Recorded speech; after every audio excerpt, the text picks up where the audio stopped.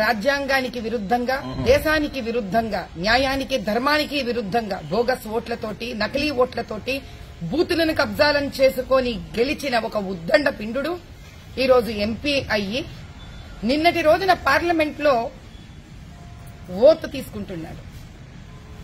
ఆ సమయంలో జై బోలో భారత్ మాతాకి అనవలసిన ఆ వ్యక్తి నోటి నుంచి జై పాలస్తీన్ అనే మాట వినిపించడం మరి దేశానికే దౌర్భాగ్యం. ఇది అటువంటి వాళ్లని పోషిస్తున్నందుకు మనం మళ్లీ మనను ప్రశ్నించుకోవాలా అనే సందిగ్ధంలో ఈరోజు భారతదేశమంతా ఉంది. 130 కోట్ల భారతీయులందులో ఈ ప్రశ్నను మనమే ప్రశ్నించుకోవాలి. ఎవరు వీళ్లు?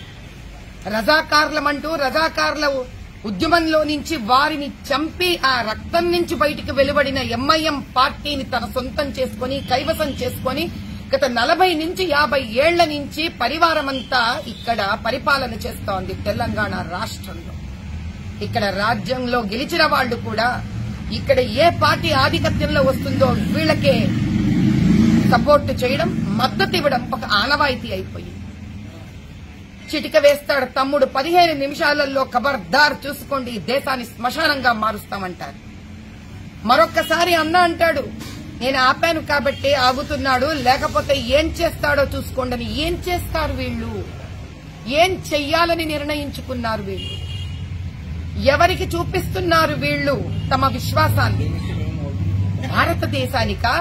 భారతదేశానికి విరుద్ధంగా జై పాలస్తీన్ అన్నప్పుడు ఏంటి వీళ్ల మనో ఉద్దేశం? ఏంటి వీళ్ల వ్యక్తిత్వం? ఇలాంటి వాళ్లను మనం పార్లమెంట్ లో తీసుకొని వచ్చి కూర్చోపెడుతున్నామా? అన్యాయ మార్గాలలో ప్రశ్నించే వాళ్లు లేరా? ఈ దేశ సంరక్షణ ఏ దిశగా వెళుతోంది?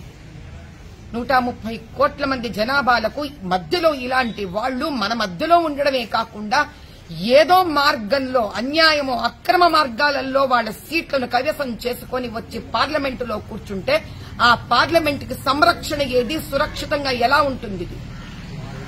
కొంపదీసి వీళ్ళ హమాస్ వాళ్ల హమాస్ కి పనిచేస్తారా?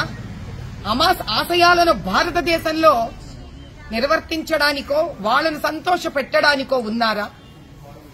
ఏ దేశంలో అయినా పుట్టినవాడు మాతృభాషని, మాతృభూమిని, మాతృకర్మని పాటించి అదే తన జీవిత లక్ష్యంగా అనుకుంటాడు, ప్రత్యేకించి ప్రజలు ఎన్నుకున్నవాడు. కానీ వీళ్ల ఉద్దేశం అలా లేదు. వీళ్లు ఎప్పుడు పేరు, ప్రఖ్యాతి, డబ్బులు అన్యాయ మార్గంలో స్వార్థం కోసం సంపాదించాలనే ఒక వికృతమైన రూపం కలిగిన వ్యక్తులు వీళ్ళు. భగవత్ నామం తీసుకొని అల్లా అనే పేరు చెప్పి జై పాలస్తీన్ అన్నాడంటే ఇతని మనసులో నుంచి ఉద్దేశపూర్వకంగా మనసావాచ కర్మణ వచ్చిన మాటలు ఇవి.